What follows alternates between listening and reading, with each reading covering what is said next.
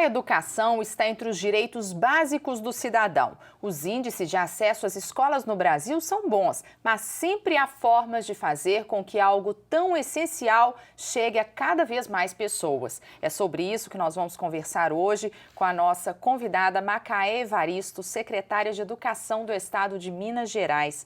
Macaé, bem-vinda. Obrigada pelo convite.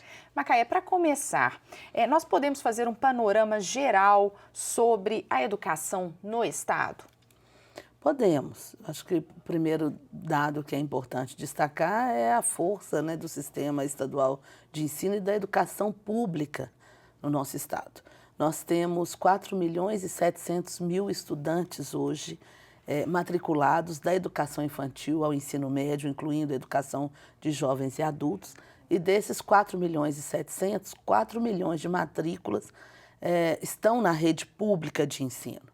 2 milhões na rede estadual e quase 2 milhões na rede municipal. É considerado um bom número? É considerado, acho que um número importante, e por isso eu chamo a atenção da população mineira para as questões que nós vamos debater aqui, que estão ligadas a acesso à educação, mas eu acho que uma meta hoje para nós fundamental, que é a questão da permanência dos estudantes e da aprendizagem, porque fortalecer a escola pública é fortalecer a educação dos mineiros, porque a maioria dos mineiros tem seus filhos, os jovens, matriculados na rede pública de ensino. Então, a criança hoje é mais de 90%?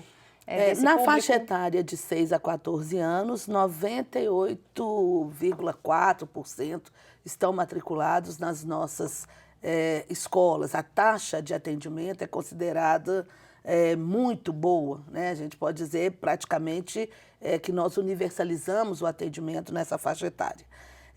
O nosso desafio é trabalhar para o cumprimento das metas que estão estabelecidas no Plano Nacional de Educação, que é atingir 100% do atendimento para a população de 4 a 5 anos. Sim. E isso é uma competência dos sistemas municipais de ensino, das redes municipais, e alcançar isso até 2016. E, no caso da rede estadual, alcançar 100% aí da matrícula da população na faixa etária até 17 anos. Vamos falar um pouquinho dessa população, da juventude e dessa questão da aprendizagem. Quais os desafios após a infância, nesse período adolescência, pré-adolescência, até o início da juventude mesmo? Bom, quando os indicadores educacionais no Brasil, eles têm demonstrado, primeiro, que na população de 15 a 17 anos, nós temos 15% que não estão nas escolas, né? Então, isso é preocupante. São jovens que estão numa idade, uma faixa de idade que deveriam estar inseridos nos sistemas de ensino, frequentando e há vagas. Escolas. Temos vagas e nós estamos fazendo hoje um esforço muito grande, no caso do nosso estado, trabalhando no que a gente está chamando de uma virada educação, que é um grande movimento e uma grande chamada para a juventude e para os adolescentes. E a que vocês atribuem essa ausência do jovem na escola, dessa parte que você falou, essa porcentagem do jovem na escola, e também a dificuldade de aprendizagem mesmo? Então, nós temos 15% que estão fora da escola e dos que estão na escola, 40% ainda estão no ensino fundamental. Nós trabalhamos com uma ideia de múltipla causalidade. Da presença da juventude, pode ser a família. Nós temos desde questões internas à escola. Questões sociais. Projeto pedagógico, formação de professores, mas temos desafios também externos à escola. Eu acho que a participação das famílias, o próprio contexto social, onde muitos desses jovens estão inseridos. E eu acho que a própria fase de vida. Muitos precisam trabalhar e, às vezes, acabam faltando ali um dia ou outro na escola e, quando vêm, já não estão mais com uma regularidade, uma frequência. Então, é importante os familiares terem essa consciência de que o futuro do nosso país depende muito da educação. Né? E também eu penso que a escola precisa dialogar. Por exemplo, nós temos muitos jovens no nosso estado que estão envolvidos, com experiências de trabalho, de inserção no mundo do trabalho, e aprendizagem, né? São jovens aprendizes de empresas, Banco do Brasil, por exemplo, né? Tem um grande futuro futuro pela frente, mas muitas vezes esse conhecimento que o jovem, né, ele acaba se apropriando fora da escola, encontra pouca conexão com aqueles conhecimentos que ele está trabalhando na escola. Então, nós precisamos buscar uma aproximação maior também do processo de escolarização com o mundo do trabalho, com questões ligadas à qualificação profissional.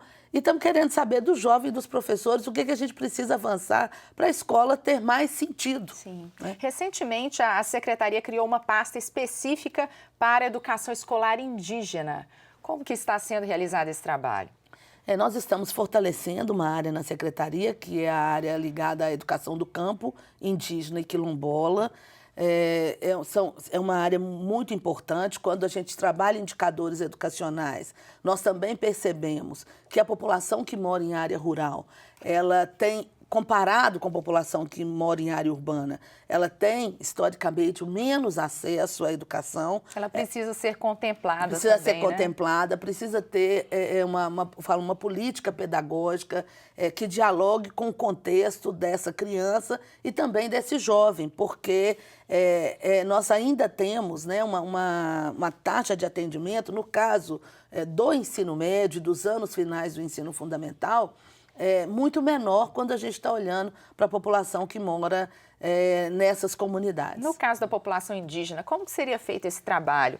Teria uma escola base onde elas poderiam se dirigir à escola ou pequenos núcleos em algumas aldeias, em algumas comunidades indígenas? Nós já temos várias escolas indígenas, a Secretaria tem um programa, né? Tinha um programa já que data de mais de 15 anos, para a implementação de escolas indígenas no Estado.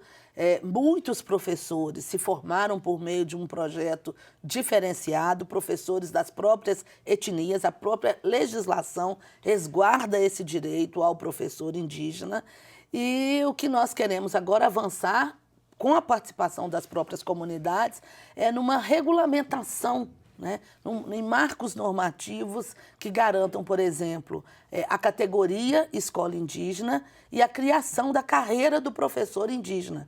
Essa foi uma questão que nós recebemos nesse processo de debate no Estado, da necessidade de concursos públicos, e para que a gente possa avançar com a educação escolar indígena e construir concursos públicos específicos, nós temos que primeiro trabalhar do ponto de vista de marcos normativos. No caso dos quilombolas também é o mesmo processo? No caso dos quilombolas, em Minas Gerais, nós temos mais de 500 comunidades quilombolas identificadas, nem todas certificadas pela Fundação Palmares, mas hoje na rede estadual nós temos em torno de 23 escolas identificadas como escolas quilombolas. Então, hoje estamos fazendo um trabalho junto com a Federação das Comunidades Quilombola para uma maior identificação dessa escola e para garantir que o seu projeto pedagógico ele dialogue mais também com a memória, com o patrimônio histórico, com a cultura dessas comunidades. É muito importante que os indígenas, né, os quilombolas e essas várias comunidades se sintam prestigiados também, valorizados na sua riqueza cultural, enfim. Em Minas Gerais, eu acho que ela tem primeiro, eu acho que um patrimônio, né, importante não só para o nosso estado, mas para o Brasil. E a educação, ele é um fator fundamental se a gente quer pensar no desenvolvimento sustentável. Então, essas comunidades, elas reivindicam, né, várias políticas públicas, mas penso que a educação ela é uma política estruturante, né? E ela trabalha também, junto com essas comunidades, na preservação dessa memória e dessa cultura local, que também, né, eu acho que bem trabalhada, ajuda essas comunidades a desenvolver projetos de sustentabilidade para a sua própria existência naquelas comunidades. Esse tem sido um trabalho muito forte da sua atuação, né?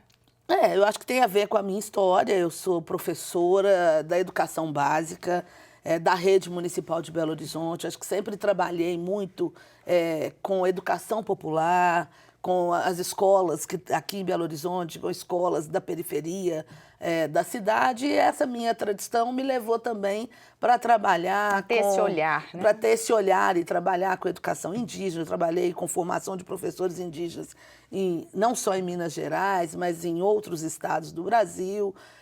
Depois fui para o Ministério da Educação para coordenar uma secretaria de políticas de diversidade e inclusão na área de educação. Então, nós já vínhamos fazendo um trabalho com a educação do campo indígena e quilombola, mas também pela inclusão de estudantes com deficiência, uma atenção para a educação de jovens e adultos, para a educação no sistema prisional. Então, tem uma agenda aí que, durante muito tempo, né, foram pessoas que elas ficaram invisibilizadas do ponto de vista do direito à educação, e que nós entendemos que nós não vamos universalizar a educação se também a gente não conseguir trabalhar essas especificidades.